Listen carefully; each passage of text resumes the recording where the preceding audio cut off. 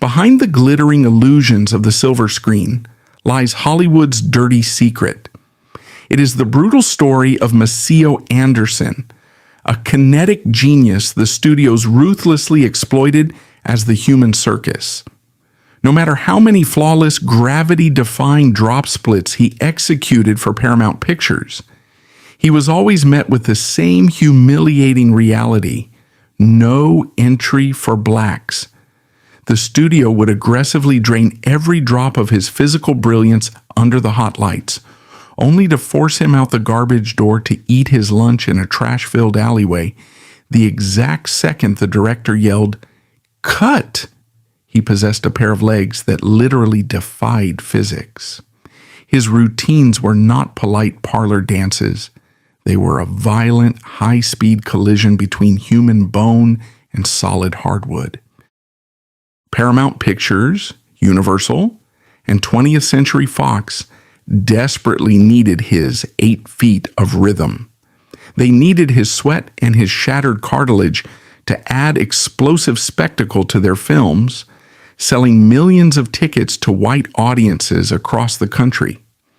Yet the moment his body stopped moving, the Hollywood machine treated him with the cold disposability of a circus animal.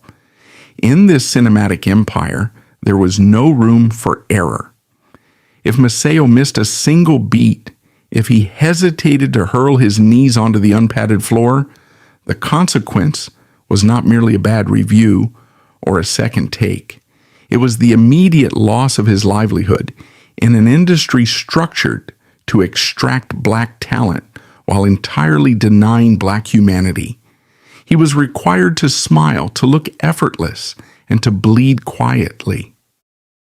The cameras captured his absolute genius, but they deliberately ignored the daily suffocating humiliation he endured just to stand in the frame. And the real tragedy of Maceo Anderson's legacy lies in exactly what happened when the applause died down. The studio gates closed, and he was forced to find his way out through the back door. Historical records place the beginning of this relentless journey on September 3, 1910, in Charleston, South Carolina. Maceo Anderson was born into the suffocating reality of the Jim Crow South. In this environment, the legal and social codes were explicitly designed to ensure that a young black boy remained entirely invisible, severely restricting where he could live, learn, and work. Seeking a chance at basic economic survival, his family joined the massive wave of the Great Migration, moving northward to the crowded, pulsing streets of Harlem. But the North was not a guaranteed promised land.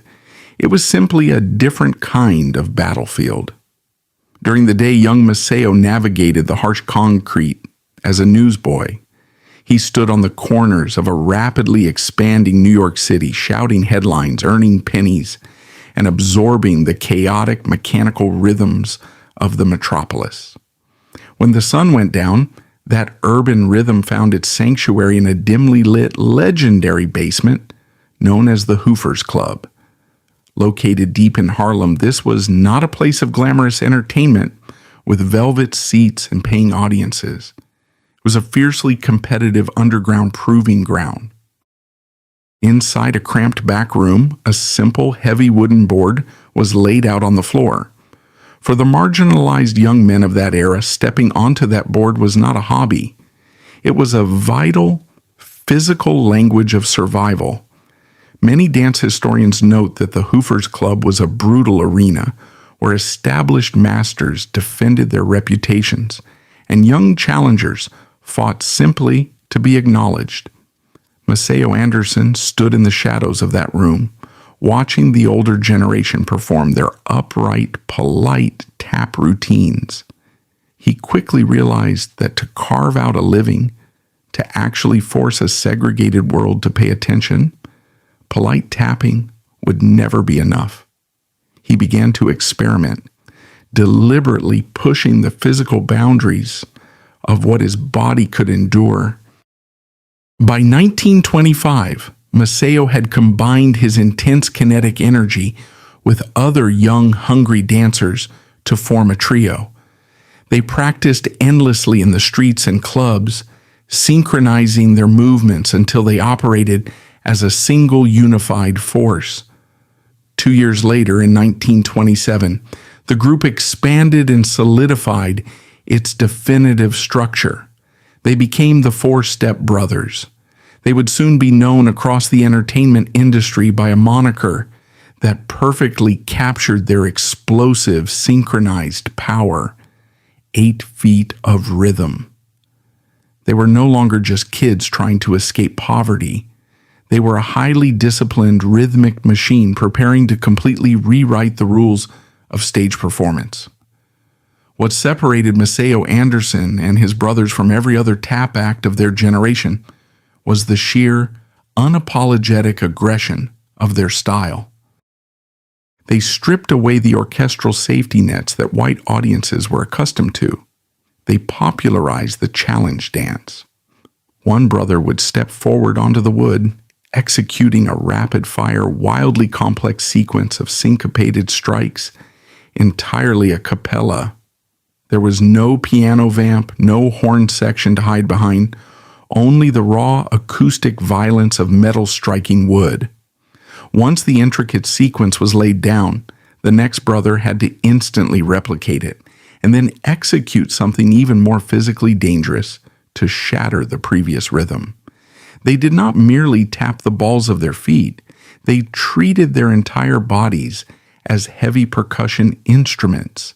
They incorporated high-speed acrobatic tumbling and mid-air flips directly into the tap phrasing.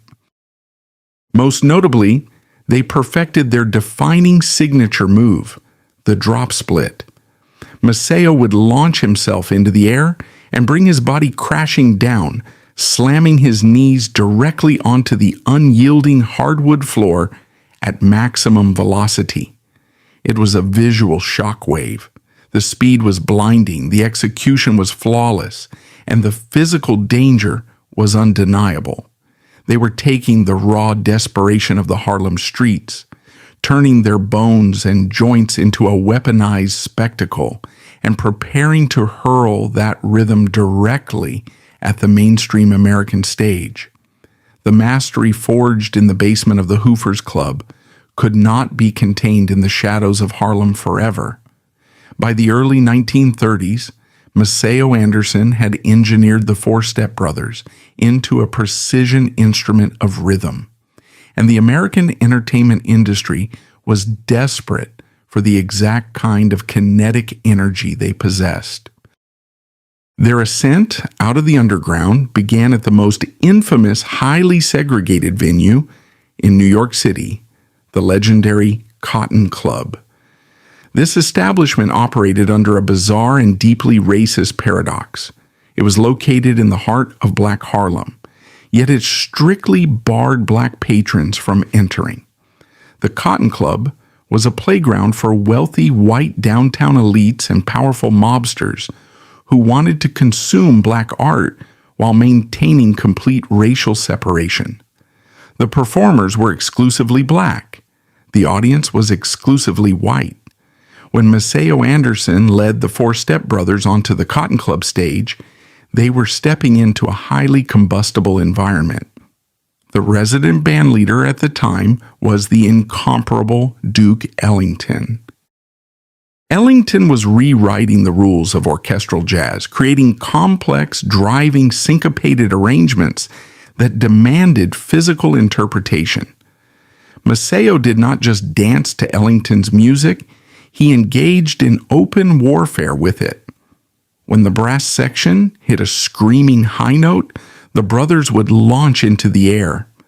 When the heavy upright bass established a relentless groove, Maceo's feet would mirror the exact frequency, slamming into the wooden stage with terrifying speed. Historical accounts of these performances describe a complete sensory overload. The wealthy white patrons, sitting at their candlelit tables wrapped in expensive furs and drinking illegal prohibition liquor, were paralyzed by the raw, aggressive athleticism unfolding inches from their faces. The Four Step Brothers were not offering the polite, subservient entertainment the white establishment expected. They were demanding absolute attention through sheer physical dominance.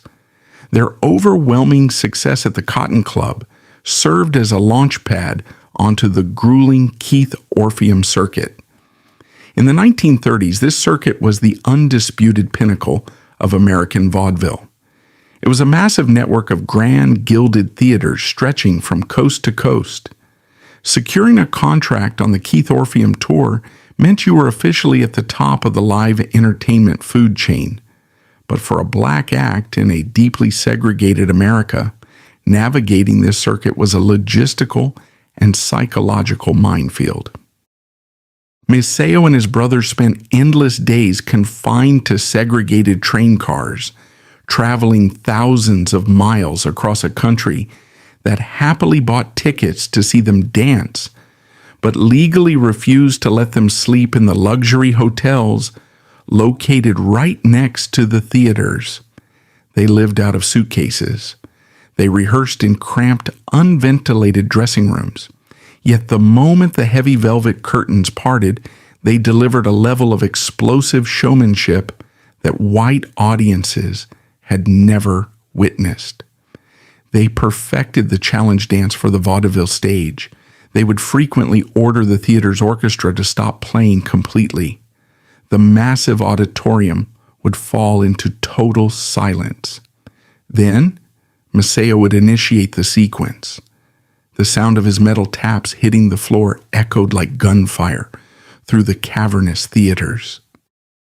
One brother would execute a blindingly fast rhythm.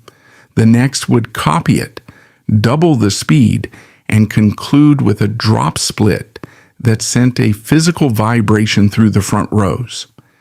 They were breaking vaudeville speed records, performing complex acrobatics without missing a single percussive beat. They forced segregated audiences in the Midwest and the Deep South to leap to their feet in standing ovations, applauding the undeniable superiority of black artistry. This relentless touring schedule built an undeniable box office momentum, leading to a historic, unprecedented breakthrough. The Four Step Brothers shattered one of the most formidable racial barriers in the history of American live theater. They are widely recorded as the first black act booked to perform at Radio City Music Hall in New York. Radio City was the absolute crown jewel of the American stage.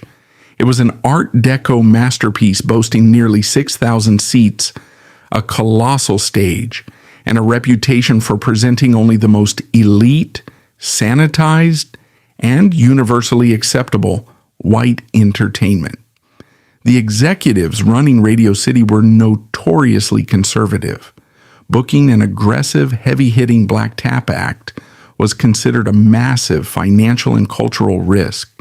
There was intense anxiety behind the scenes about how the wealthy, predominantly white subscriber base would react to the raw, unbridled energy of Harlem being unleashed on their pristine stage. When the night of their debut arrived, the tension in the wings was suffocating. If they failed, or if the audience rejected them, the doors of Radio City would be slammed shut for black performers for another decade. Maceo Anderson understood exactly what was at stake.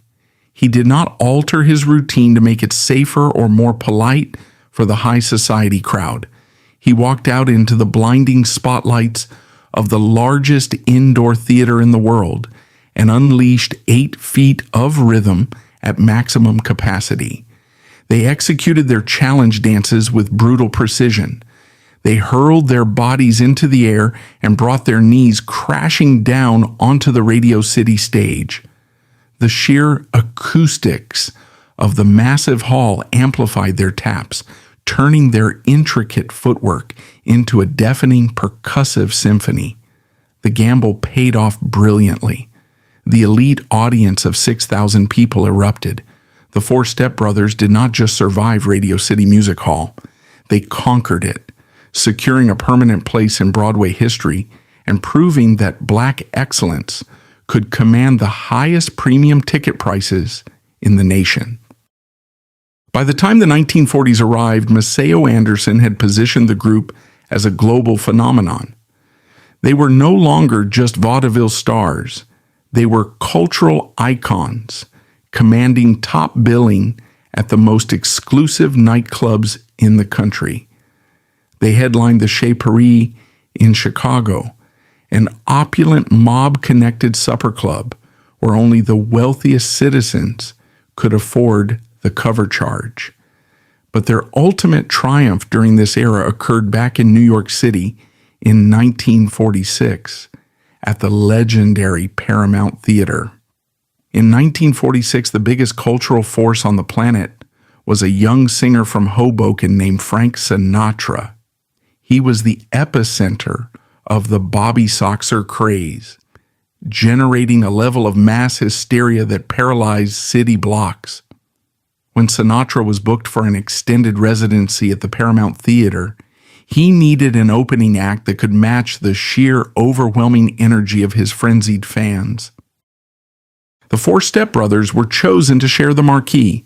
The performances at the Paramount were absolute chaos. Thousands of screaming teenagers packed the theater from the orchestra pit to the highest balcony. When Maceo Anderson and his brothers took the stage, they had to dance harder, faster, and louder just to be heard over the deafening roar of the crowd. Sinatra, a man who possessed a deep respect for black musicality and rhythm, watched them from the wings with pure admiration. They traded energy with the biggest pop star on earth night after night, week after week. They were generating immense wealth for the theater owners. They were universally recognized as the undisputed kings of rhythm tap. Yet the stark, brutal reality of their existence remained unchanged. After bringing the house down alongside Frank Sinatra, Maceo Anderson still had to walk out into the New York night and hunt for a segregated restaurant that would agree to serve him a hot meal. He was sharing the stage with a man treated like a god, while navigating a society that still legally classified him as a second-class citizen. Despite the daily indignities of Jim Crow, their fame continued to accelerate, crossing over into entirely new technological mediums. As the 1940s bled into the 1950s, the American entertainment landscape was undergoing a massive seismic shift. The glowing box of television was entering millions of suburban living rooms. The early television networks were desperate for highly visual, fast-paced content to keep viewers glued to the screen. Once again, Maceo Anderson stepped forward and broke down another massive racial barrier. The Four Step Brothers became the very first black dance act to appear regularly on national television. They performed live on the earliest broadcasts of variety programs, including the massively popular Milton Berle Show and The Ed Sullivan Show. This was a critical turning point in American cultural history. For the very first time, white families sitting in the deep, segregated South were watching black men exhibit supreme talent, physical mastery, and absolute confidence directly inside their own homes. There was no theater management to separate the seating. The television broadcast beamed their rhythm across all racial lines simultaneously. Their routines were perfectly suited for the medium. The visual shock of their mid-air splits, the rapid-fire blur of their feet, and the intense synchronization translated brilliantly through the black and white television cameras. The entire world was clapping. The Four Step Brothers were operating at the absolute zenith of live performance. They had conquered the underground clubs, they had conquered vaudeville, they had conquered Broadway, and they had conquered national television. They had pushed the physical art of tap dance further than anyone thought humanly possible. But 3,000 miles away, on the sun-drenched lots of Southern California, the most powerful and ruthless machine in the history of entertainment was watching their television broadcasts with deep calculating interest. The major Hollywood studio executives were looking at Maceo Anderson's shattered knees, his blinding speed, and his undeniable charisma. They did not see a brilliant artist who had fought his way out of extreme poverty. They did not see a pioneer of civil rights who was breaking down color barriers across the nation. They saw a highly lucrative commodity. They smelled the opportunity to extract the rhythm of Harlem, package it on celluloid, and sell it to the world. The Hollywood machine was preparing to open its gates to the Four Step Brothers, not to elevate their legacy, but to initiate one of the most brutal and efficient campaigns of physical and artistic exploitation in the history of the golden age of cinema. When Maceo Anderson stepped through the towering wrought iron gates of Paramount Pictures in the early 1940s, it felt like crossing the threshold into an entirely new dimension. The Hollywood studio lots of the Golden Age were not just places of business. They were sprawling, self-contained cities of illusion. They had their own power grids, their own police forces, and their own rigid caste systems. For a black man born in the Jim Crow South and raised on the unforgiving concrete of Harlem, arriving in this sun-drenched Californian paradise seemed, on the surface, like the ultimate victory. The air smelled of orange blossoms and expensive perfume. Executives in tailored suits shook his hand. Directors praised the blinding speed of his footwork. The Four Step Brothers had conquered the stage, and now the silver screen was officially beckoning. The world was about to witness 8 feet of rhythm immortalized on celluloid, but Hollywood is built on the architecture of deception. The dazzling facades of the sound stages were hollow, held up by cheap wooden scaffolding, and the contracts offered to Maceo Anderson were constructed with the exact same hollow architecture. The major studios, Paramount, Universal, and 20th Century Fox, were hungry for the explosive energy that the Four Step Brothers generated. They needed the jaw-dropping acrobatics and the relentless syncopated pounding of their feet to inject adrenaline into their musical comedies. The executives knew that Maceo's choreography was a guaranteed ticket seller. However, they faced a massive logistical and economic problem, a problem dictated entirely by the virulent racism of the American distribution market. During the 1940s, a massive portion of Hollywood's box office revenue was generated in the Deep South. The theater owners in these states operated under strict segregation laws and held immense sway over the studio bosses in Los Angeles. These southern distributors delivered a clear, unbending ultimatum to Hollywood. They would not project films that showed black and white actors interacting as equals. They would not tolerate black performers participating in the central plot line, engaging in romantic dialogue, or outsmarting white characters. If a studio violated this unspoken law, the Southern theaters would simply ban the film, resulting in a catastrophic financial loss for the executives. Hollywood's solution to this racist economic puzzle was a brilliant, devastating legal mechanism known as the Specialty Act. When Maceo Anderson sat down in a polished executive office to sign his studio contracts, he was not being hired as an actor. He was being procured as a highly specialized disposable visual effect. The designation of Specialty Act sounded prestigious on paper, but in practice, it was a finely tuned instrument of racial quarantine. It meant that the Four Step Brothers would be parachuted into the middle of a film, usually during a nightclub sequence or a grand party scene. They would perform 3 to 4 minutes of absolute gravity-defying genius. They would execute their signature challenge dances, hurl themselves into the air, and shatter the floorboards with their drop splits.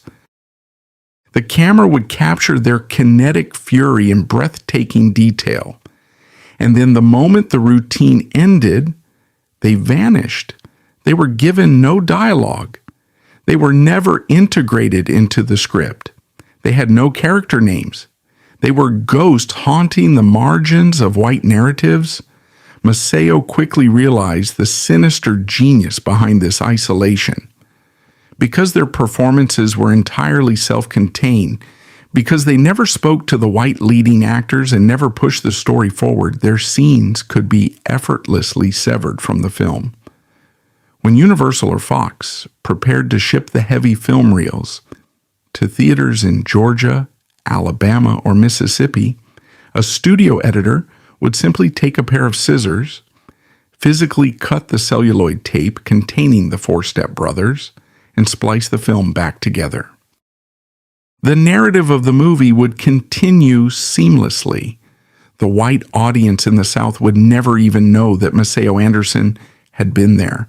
This was the brutal reality of the Hollywood Specialty Act. The studios bought his rhythm, but they deliberately muted his voice. They monetized his sweat, but they systematically erased his existence to appease the bigotry of their buyers. The psychological toll of this erasure was profound and starkly visible in the 1943 Universal Pictures comedy It Ain't Hay, starring the immensely popular white comedy duo Abbott and Costello. The Four-Step Brothers were brought onto the lot to add sparkle to the picture. When the cameras rolled, Maceo and his brothers delivered a masterclass in rhythm tap. They poured years of Hoofer's Club discipline and Keith Orpheum circuit exhaustion into a single sequence. They danced with a desperate, furious energy, knowing that film was permanent. They believed they were carving their legacy into history, yet they were doing so entirely in a vacuum. On the set, they were largely ignored by the principal cast. They were told where to stand, when to smile, and when to start sweating. There was no collaborative artistic exchange. They were treated with the same mechanical indifference as a lighting rig or a camera dolly, brought out when needed and shoved back into the dark when the scene was over. Later that same year, Universal placed them in another production, Rhythm of the Islands, 1943. The film was a cheap, exoticized musical comedy designed to offer wartime audiences a tropical, escapist fantasy. The studio executives, completely indifferent to authentic black culture or artistry, simply dressed the Four-Step Brothers in stereotypical, vaguely island attire and ordered them to dance. For Maceo, a man who had revolutionized an American art form on the streets of Harlem, being forced to smile and execute his genius while dressed in a demeaning caricature was an agonizing compromise. It was a daily battle between his artistic pride and his economic survival. He swallowed his dignity, stared into the blinding glare of the studio lights, and hammered his feet into the floor, fully aware that a studio editor with a razor blade was waiting to cut him out of the picture the moment the reel headed south. In 1944, 20th Century Fox hired them for the high-budget Technicolor musical Greenwich Village. This film represents the absolute pinnacle of the Hollywood illusion. The sets were lavish, painted in vibrant, saturated colors. The costumes were exquisite. The budget was astronomical. When the Four-Step Brothers stepped onto the soundstage, the camera captured their routine in glorious, expensive Technicolor. To the untrained eye looking at the vibrant film strips today, it appears as though Maceo Anderson was a king of the cinematic world. He looks powerful, flawless, and triumphant. But the Technicolor was a lie. The vibrant colors on the screen masked a deeply exploitative financial reality, while the white stars of Greenwich Village were negotiating massive multi-picture contracts, demanding script approvals, and securing lucrative percentages of the box office profits. The four stepbrothers were paid a flat, meager fee for their routine. In the studio system, specialty acts were treated as day laborers. There were no royalties, there were no residuals. If a film went on to make millions of dollars in theaters across the globe, Maceo Anderson did not receive a single extra dime. If the film was re-released a decade later or eventually broadcast on television, the studio collected all the profit. The men who actually generated the rhythm, the men whose shattered knees provided the visual spectacle that kept the audiences in their seats, possessed absolutely zero equity in the empire they were helping to build. Maceo was trapped in an invisible cage. He possessed an intellect and a creative capacity that vastly exceeded the 3-minute windows he was permitted on screen. He watched white dancers with a fraction of his technical ability being handed leading roles, complex emotional arcs, and multi-million-dollar contracts. He watched them receive top billing on movie posters, while his group's name was frequently left off the promotional materials entirely, relegated to the small print in the closing credits, if they were credited at all. He was forced to stand on the sidelines and watch Hollywood industrialize his culture. The studio choreographers, who were overwhelmingly white, would stand behind the cameras, intensely studying Maceo's footwork. They would take notes on his syncopation. They would break down the mechanics of his challenge dances. And then they would teach those sanitized, watered-down variations of his steps to white actors. Hollywood was extracting the raw materials of black innovation, refining them for white consumption, and ensuring that the original architect remained locked in the basement of the specialty act. This relentless, grinding machinery continued into the next decade. In 1953, Paramount Pictures cast them in Here Come the Girls, a massive comedy vehicle starring Bob Hope. By this point, Maceo Anderson had been a professional performer for nearly 30 years. He was a veteran. He was a pioneer. He had broken color barriers on Broadway and national television. Yet, on the Paramount lot, nothing had changed. He was still a man without a character name. He was still a specialty act. As he prepared for the scene in Here Come the Girls, standing in the shadows just outside the intense heat of the Klieg lights, the sheer psychological weight of the Hollywood system must have felt suffocating. He had spent a decade in this supposed cinematic paradise, only to realize it was an assembly line of erasure. He was participating in the creation of a historical record that was actively lying about him. The camera lens was objective, but the men who controlled the editing room were fiercely protecting a racial hierarchy. They wanted the black aesthetic, but they vehemently rejected the black human being. When the assistant director yelled, "Action!" Maceo Anderson put on the mandatory gleaming smile required of all black performers of the era. He ran into the center of the frame. He unleashed 8 feet of rhythm. He gave Paramount Pictures exactly what they paid for, a breathtaking, violent explosion of kinetic energy. He made the audience gasp. He made Bob Hope look good. But Hollywood was not a sanctuary. It was a machine that demanded he exhaust his body to entertain a world that refused to acknowledge his name. As the demands of the camera escalated, the studio pushed that physical toll past the limits of human endurance. The true horror of Maceo Anderson's tenure in Hollywood was not hidden in the glittering costumes, but in the unforgiving surface of the floor. The motion picture camera is an exquisite liar. It is specifically engineered to capture frantic motion and convert it into a weightless, effortless illusion. When you watch a surviving reel of the Four Step Brothers today, they appear to float. They seem unbound by the laws of physics. But gravity is a relentless, vindictive force, and in the physical universe, what goes up must violently come down. The signature drop split, which had dazzled audiences in Harlem, became an instrument of physical destruction on the Hollywood lot. He was no longer landing on a sprung theater stage. He was hurling his body weight downward at a blinding speed, crashing his kneecaps directly onto solid, thinly veiled concrete. He executed this physical trauma without modern shock-absorbing knee pads, wearing little more than a thin layer of tailored suit trousers and a pair of stiff leather tap shoes.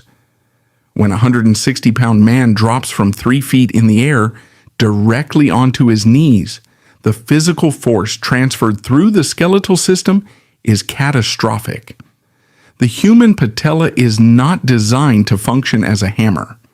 The meniscus, the fragile rubbery cartilage that cushions the knee joint, is not meant to absorb the concussive shock of a dead drop onto hardwood.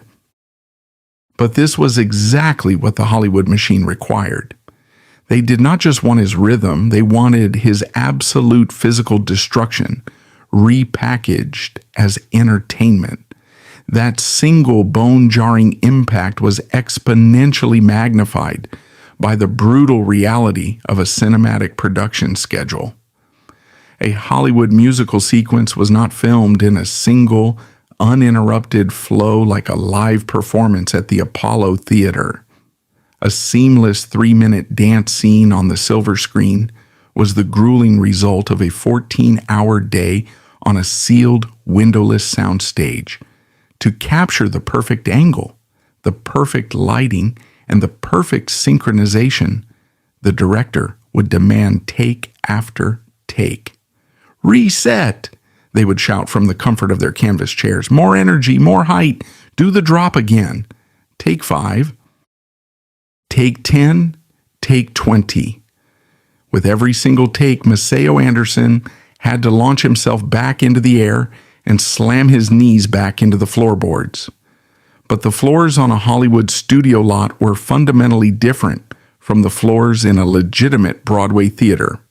A professional stage is constructed with a sprung floor, a carefully engineered surface built over a network of wooden beams and rubber pads that absorbs shock and protects the dancer's joints.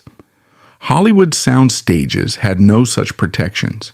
They were massive concrete hangars. To create the illusion of a glamorous nightclub or a lavish ballroom, the set designers simply laid a thin sheet of polished wood or decorative linoleum directly over the poured concrete. When Maceo executed his drop split on a Paramount set, he was essentially dropping his unprotected knees onto solid rock. The environment inside these sound stages only accelerated the physical torture. In the 1940s and 1950s, film stock required an immense amount of light to register a clear image. The sets were surrounded by massive industrial Klieg lights. These lamps generated a blinding glare and an oppressive, suffocating heat. The temperature on the dance floor would regularly soar past 100 degrees. The air was thick, stagnant, and completely devoid of oxygen. Under these brutal conditions, Maceo Anderson was forced to perform the most athletically demanding choreography on the planet. The sweat would pour through his heavy wool-lined costumes. Dehydration would set in instantly. Muscle cramps would seize his calves and his lower back, but he was not allowed to stop. He was not allowed to limp. And most importantly, he was absolutely required to smile. This was the ultimate psychological torture embedded within the physical agony. The camera demanded a flawless projection of black joy. The studio executives insisted that the Four Step Brothers look ecstatic, thrilled, and entirely unbothered by the fact that they were systematically destroying their own bodies. It was the minstrel mask modernized for the cinematic age. If Maceo winced as his bruised knees struck the concrete, the take was ruined. If a flash of genuine human pain crossed his face, the director would cut the cameras and angrily demand a retake. He had to suppress the agonizing signals. His nervous system was screaming at his brain, force his lips into a wide, gleaming grin, and hurl himself back into the air.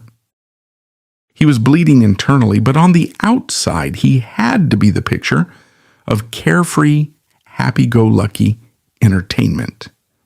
When the director finally announced they had the shot, the illusion instantly evaporated, revealing the stark, terrifying vulnerability of the black performer in the Hollywood studio system. When a white leading man like Gene Kelly or Fred Astaire finished a grueling dance number, an entire infrastructure of care mobilized around them. They were ushered into air-conditioned dressing rooms. Studio-funded massage therapists were brought in to work the lactic acid out of their muscles. Private doctors were on call to administer pain relief, wrap their joints, and ensure their multi-million-dollar investments were perfectly preserved. If a white star sprained an ankle, the entire production would shut down for a week, with the studio absorbing the massive financial loss without hesitation. Maceo Anderson possessed none of this protection. The four stepbrothers were entirely expendable. They were not viewed by the Paramount executives as delicate artists requiring preservation. They were viewed as high-performance circus animals. They were brought into the ring, forced to perform their spectacular, dangerous tricks, and then immediately discarded until they were needed for the next show. There was no studio doctor waiting for Maceo in the wings. There were no massage therapists. There was no air-conditioned trailer. When the camera stopped rolling, Maceo would drag his bruised, battered body into the shadows offset. He would sit on a wooden apple box in the dark, gasping for air in the suffocating heat. If his knees were swelling to the size of grapefruits, he had to wrap them himself. If he needed ice to stop the internal bleeding in his joints, he had to go find it himself. The studio provided absolutely zero medical care, zero physical therapy, and zero health insurance for their specialty acts. The contracts they signed were ruthlessly engineered to completely absolve the studio of any liability. If Maceo missed a jump on a slippery patch of fake linoleum and shattered his femur, Paramount Pictures was not going to pay his hospital bills. They would simply fire him on the spot, tear up the contract, and hire another desperate tap dancer from Harlem by the next morning. The physical risk was entirely his. The financial reward was entirely theirs. He was walking a daily tightrope over a terrifying abyss. Every time he stepped onto the concrete soundstage, he was gambling his future, his mobility, and his very survival. He knew that the only currency he possessed in this deeply racist industry was his physical perfection. If his body broke down, his value to the world dropped to absolute zero. This terrifying reality forced Maceo to dance through catastrophic injuries. Historical records and the oral histories of vaudeville veterans confirm that performers of this era routinely relied on heavy painkillers, taping their shattered joints together with athletic wrap just to make it through a shooting schedule. They suffered from microfractures in their shins that never properly healed. They developed severe crippling arthritis in their lower backs from the relentless concussive force of their tap shoes hitting the floor.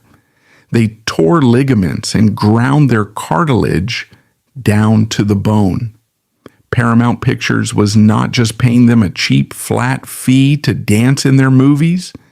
They were systematically strip mining their youth. They were harvesting their physical health, converting the bone density and the joint cartilage of 4 black men into pure, untaxed profit for the studio's white shareholders. The executives would stand behind the cameras, puffing on expensive cigars, completely insulated from the pain they were directing.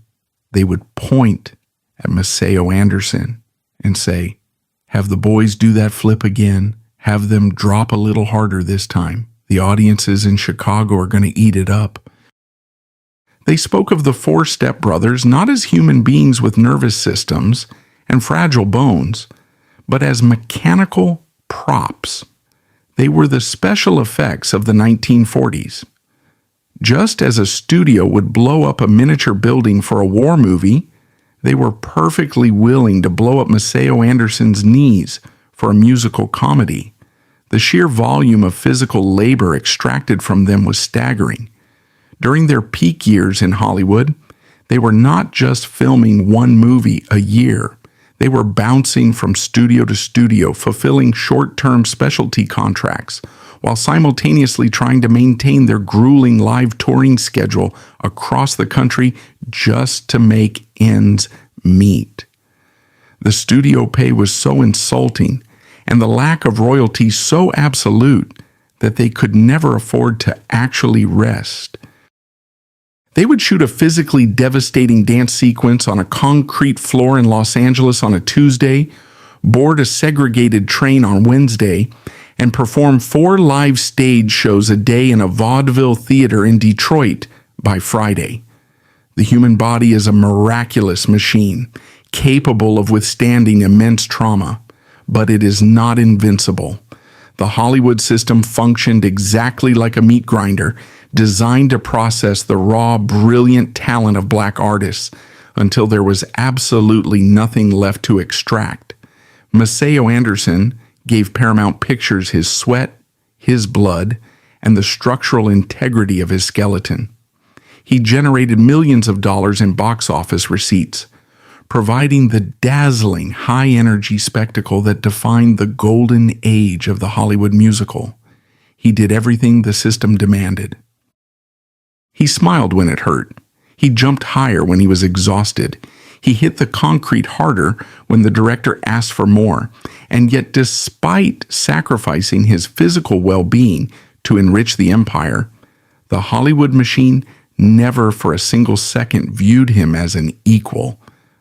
The moment the spectacular circus act was finished, the studio immediately reminded him of his place. The physical destruction of his body on the soundstage was only half of the horror. The other half was waiting for him the exact moment he tried to walk off the lot, where the illusion of cinematic glory violently collided with the humiliating racist reality of a studio system that demanded his genius, but refused to treat him as a man. The word "cut" on a Hollywood soundstage is supposed to be a release. It is the moment the tension breaks. The heavy, blinding Klieg lights power down. The stifling heat begins to dissipate, and the actors drop their rehearsed postures to return to their normal human state. But for Maceo Anderson, that single syllable shouted by a white director was not a release. It was a weapon. It was the precise, terrifying trigger that instantly evaporated the illusion of his equality. On the screen, surrounded by the meticulously painted backdrops of Paramount Pictures or 20th Century Fox, Maceo was a titan. He was the undisputed king of rhythm, a man who commanded the space around him with absolute, undeniable physical authority. But the very second the camera shutter closed, the magic was violently stripped away. The cinematic god was instantly demoted back to a second-class citizen. The depth of this humiliation was built directly into the geography of a golden age Hollywood studio lot. These lots were designed as self-contained utopias for the elite. At the center of this geography was the studio commissary. The commissary was not just a cafeteria. It was the beating heart of Hollywood's social and economic power structure. It was a lavishly appointed restaurant where executives, producers, and marquee stars gathered to network, broker deals, and be seen. The room smelled of expensive steaks, fresh linen, and imported tobacco. It was a place of gleaming silverware, porcelain plates, and waiters in crisp white jackets carrying silver trays. When a grueling morning of filming concluded, the white stars of the musical, the actors who had just stood in the background while Maceo Anderson shattered his knees to make their movie thrilling, would casually stroll across the manicured lawns of the studio lot and walk through the double doors of the commissary. They were greeted by name. They were ushered to their reserved tables. They were treated with the absolute dignity that their contracts and their skin color demanded. Maceo Anderson and the Four-Step Brothers were never allowed to walk through those doors. Despite the fact that their breathtaking choreography was the engine driving the film's marketing, despite the fact that their sweat was literally pooling on the studio floor, the racial caste system of the lot was absolute. As Maceo wiped the heavy, suffocating studio makeup from his face, a uniformed studio security guard would approach him. There was no polite invitation to dine. There was only a rigid enforcement of boundaries. The guard would hand Maceo a cheap, flimsy cardboard box or a cold tin container. Inside was a lukewarm, uninspired boxed lunch, perhaps a stiff sandwich and an apple. The security guard would then point away from the manicured lawns, away from the commissary, and toward the industrial edges of the studio lot. Maceo Anderson, the man who had revolutionized an American art form, was ordered to eat his meal in the alleyway. He would walk in his sweat-drenched clothes, his knees throbbing with a dull, sickening ache from the drop splits, out into the blinding California sun. He would navigate past the massive corrugated steel walls of the sound stages, moving into the service corridors designed for delivery trucks and waste removal. Here, there were no crisp linens or silver trays. There were only overflowing dumpsters, discarded lumber, stray animals, and the suffocating smell of hot asphalt and rotting garbage. Maceo would find a wooden apple crate or a piece of discarded scaffolding.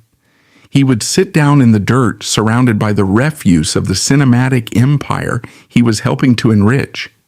He would open his cold box lunch in the shadows. He would sit in absolute silence, listening to the muffled sounds of laughter and clinking glasses drifting over from the commissary just a few hundred yards away. This was not an isolated incident. This was the daily, inescapable routine.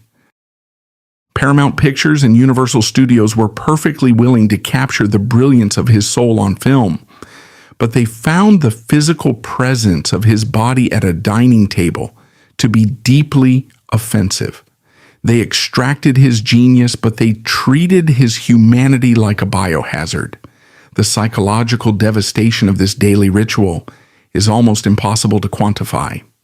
The great sociologist W.E.B. Du Bois described the core trauma of the Black American experience as double consciousness, the agonizing sensation of constantly looking at oneself through the eyes of a society that views you with contempt.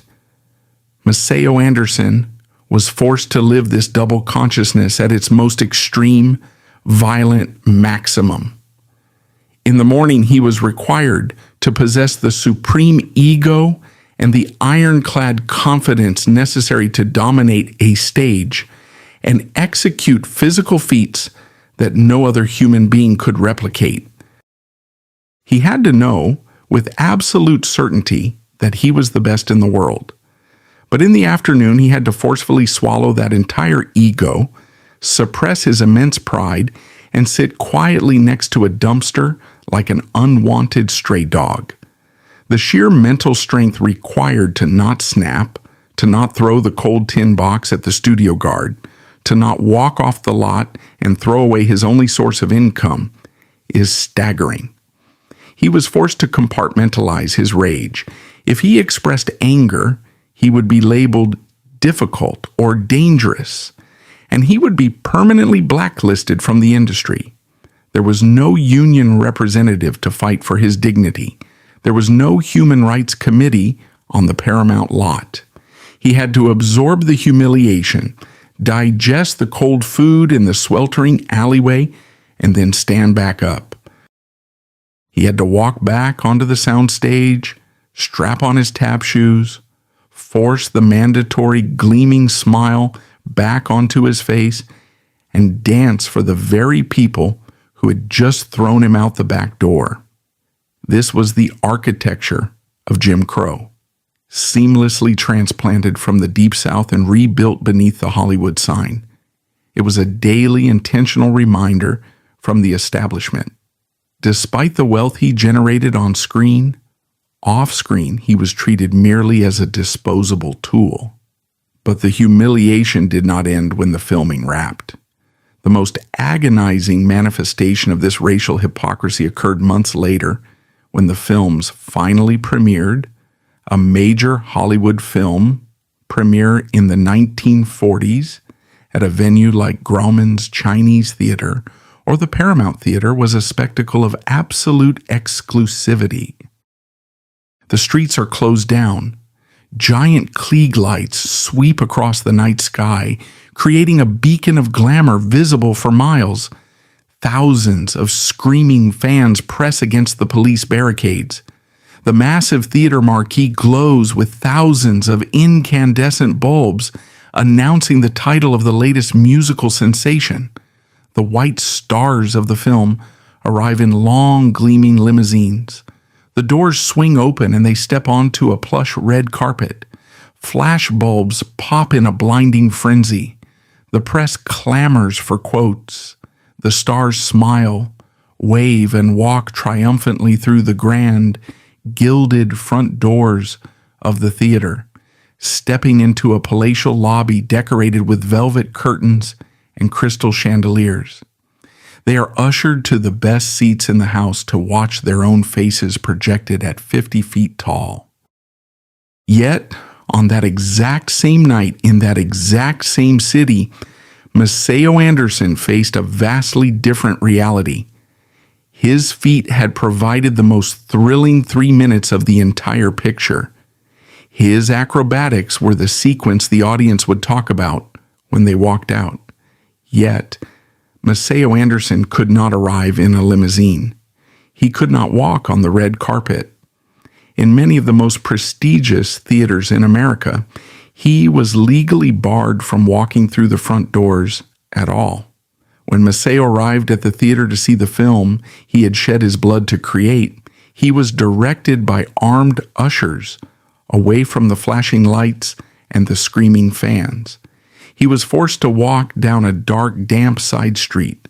He was pointed toward the service entrance, a heavy steel door used by the janitorial staff to haul out the trash and by the delivery boys to bring in the concession supplies. He had to navigate a labyrinth of unlit concrete corridors. He had to walk past the boiler rooms, breathing in the smell of bleach and old garbage. He was pushed into a cramped freight elevator or forced to climb narrow, steep flights of service stairs. He was not permitted to sit in the plush orchestra seats. He was strictly confined to the colored balcony, a designated inferior seating area pushed to the very back and the highest reaches of the theater, as far away from the white patrons as physically possible. From this suffocating, marginalized vantage point in the rafters, Maceo Anderson would look down at the massive silver screen. The lights would dim. The orchestral overture would swell. And then his scene would begin. He would watch his own body, magnified to the size of a building, executing flawless, gravity-defying drop splits. He would hear the deafening sound of his own metal tap shoes echoing through the state-of-the-art sound system. And he would listen to the massive all-white audience sitting in the luxury seats below him. The very people who had forced him to use the garbage entrance erupt into thunderous applause, completely mesmerized by the rhythm he had created. The contrast of that moment was stark. He was entirely invisible in the physical room, treated as an outcast, while simultaneously being cheered on the screen in front of them. The audience loved the art, but the system vehemently rejected the artist. Maceo would sit in the darkness of the segregated balcony, listening to the applause wash over the theater, knowing that the moment the credits rolled, the white stars would be whisked away to exclusive champagne-soaked after-parties at the Roosevelt Hotel or the Coconut Grove. They would toast to their success, completely ignoring the men whose shattered knees had elevated the picture. Maceo, meanwhile, would have to stand up, quietly exit through the same dark, garbage-filled service corridor, and walk out into the cold night. He would have to consult his green book just to find a neighborhood where a restaurant might legally agree to sell him a cup of coffee. He had generated a fortune for Paramount Pictures that night. He had thrilled thousands of people. But as he walked down the street, his pockets were light, his knees were aching, and the heavy, suffocating weight of Jim Crow America was pressing down on his chest with the force of a physical blow. This was the true, unvarnished reality of the golden age of Hollywood for a black pioneer. It was an industry that operated as a highly efficient machine for racial extraction. They strip-mined the culture of Harlem. They harvested the kinetic energy of the Four Step Brothers. They bottled the brilliance of Maceo Anderson, sold it to the world for a massive premium, and then meticulously designed a system to ensure that the man who poured his life into the bottle was never ever permitted to drink from it. They stole his labor, and they attempted to steal his dignity, using the back door as their ultimate weapon of control.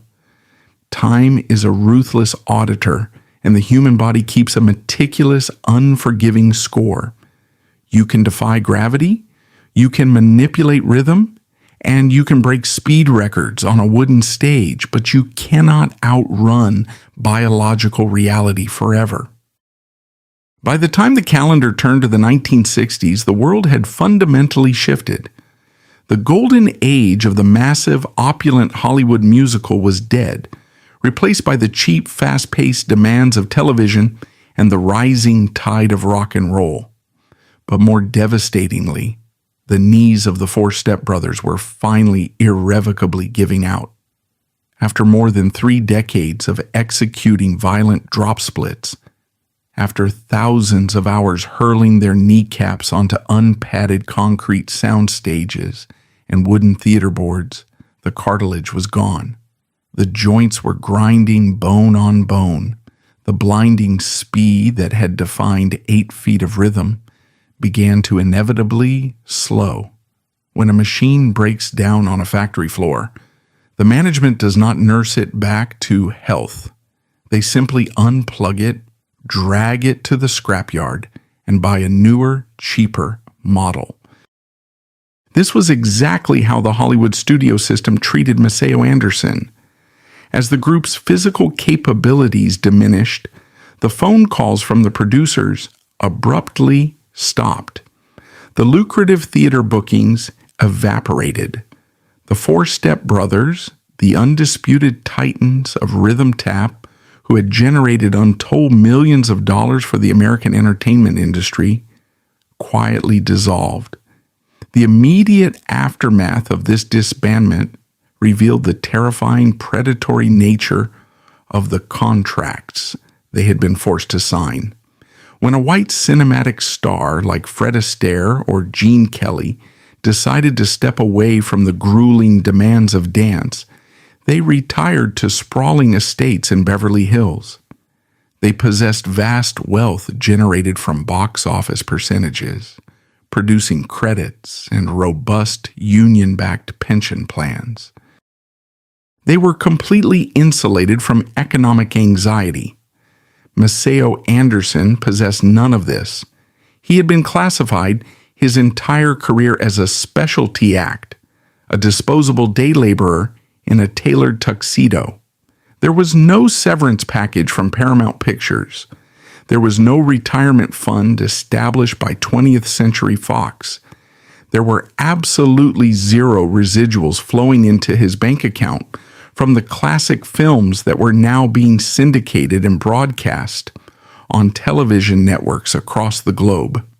The studios had bought his youth, consumed his physical prime, and when there was nothing left to extract, they locked the gates and left him standing on the outside.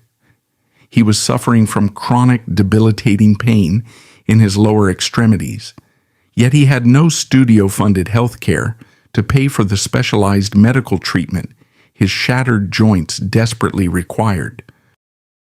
He was faced with a profound existential crisis. How does a man who has spoken exclusively through the violent, triumphant language of his feet survive when his body is forced into silence? Many performers of his generation, broken by the physical pain and the bitter, suffocating injustice of the industry, fell into deep depression or substance abuse. They faded away in dark rooms, swallowed by the anger of what had been stolen from them. But Maceo Anderson refused to let the Hollywood machine destroy his spirit. If he could no longer execute the drop split, he would ensure that the true, unadulterated architecture of rhythm tap survived the people who had tried to whitewash it. He transitioned into teaching. He opened up small dance studios, far away from the glittering, deceitful lights of the movie lots. He began to work with a new, young generation of dancers.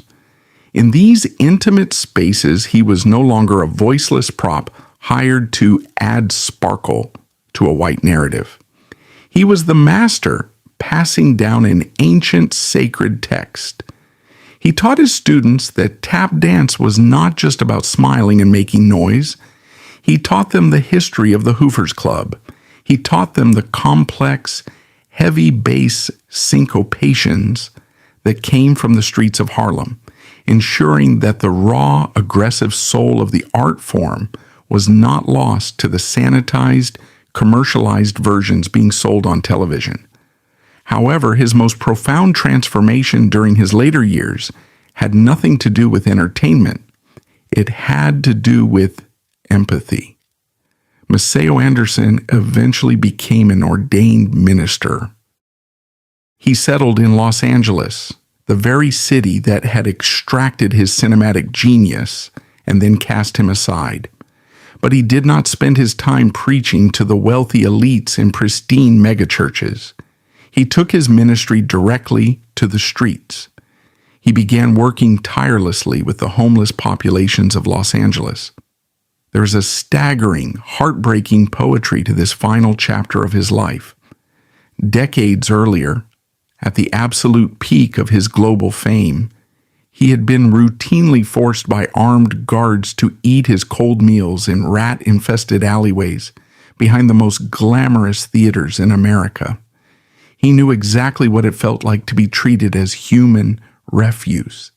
He knew the deep, paralyzing sting of being locked out, of being told that you were unfit to sit inside the warm, brightly lit rooms of society.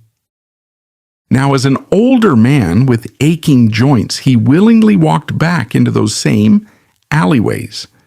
He sought out the outcasts, the discarded, and the forgotten. He brought them hot food, warm clothing, and spiritual dignity. The man who had once worn custom-tailored silk tuxedos to entertain the wealthiest audiences on the planet was now wearing a simple clerical collar, kneeling on the dirty pavement to feed the starving. He was actively repairing the exact kind of brokenness that the system had once tried to inflict upon him. The entertainment industry, meanwhile, moved on, largely forgetting the pioneer who had helped lay its foundations. It took decades for the cultural apparatus to finally look backward and attempt to rectify the historical record. In 1988, long after the physical prime of the dancers had passed, the Hollywood Chamber of Commerce decided to formally recognize the four stepbrothers. They were awarded a star on the Hollywood Walk of Fame. It was a massive media event. The surviving brothers, now elderly men, were brought out to Hollywood Boulevard to smile for the cameras one last time. It was, on the surface, a moment of triumph. But beneath the flashbulbs, it carried a heavy, undeniable irony. The industry was giving them a piece of brass embedded in the sidewalk. They were literally cementing Maceo Anderson's name into the exact same concrete that had destroyed his knees 50 years prior. It was a retroactive apology, a symbolic gesture offered long after the financial struggles had been endured, long after the physical damage was permanent, and long after the revolution had been safely commodified by the white establishment. A brass star cannot pay for decades of missing royalties. A plaque cannot erase the memory of the segregated back doors. Maceo Anderson accepted the honor with the quiet, dignified grace that had defined his entire life. He had survived the worst the industry had to offer, and he had outlived the studio bosses who had tried to erase him. He spent his final years surrounded by his community, recognized by his peers as a living legend, and revered by the marginalized people he served in his ministry. On July 4th, 2001, Maceo Anderson passed away quietly. The date of his death is profoundly symbolic. He took his final breath on Independence Day, a fitting departure for a man who had spent his entire life using rhythm as a weapon to fight for his own freedom in a country that had desperately tried to keep him chained to the margins. He died far away from the blinding Klieg lights, but the percussive echoes of his footsteps were already permanently etched into the cultural bedrock of the world. Hollywood possessed a ravenous appetite for black sweat, but it held absolute contempt for black souls. Maceo Anderson was far more than a tap dancer. He was the living, breathing embodiment of racial exploitation during the golden age of American cinema. We tell his story today to ensure that the truth of his sacrifice is no longer buried beneath decades of glittering studio lies. The enduring legacy of Maceo Anderson is not a tarnished bronze plaque embedded in a California sidewalk. It is etched into the very DNA of modern performance. Every time you witness a hip-hop dance crew execute a ruthless, rapid-fire battle sequence, or watch a contemporary street performer push their body to the absolute limit in a challenge circle, you are watching the direct descendants of the Four Step Brothers. They are operating on the exact rhythmic blueprint that Maceo drew on the hardwood floors of Harlem. Today's entertainment industry still profits immensely from the kinetic foundations he laid with his own shattered knees. He absorbed the concussive shock of a violently racist system.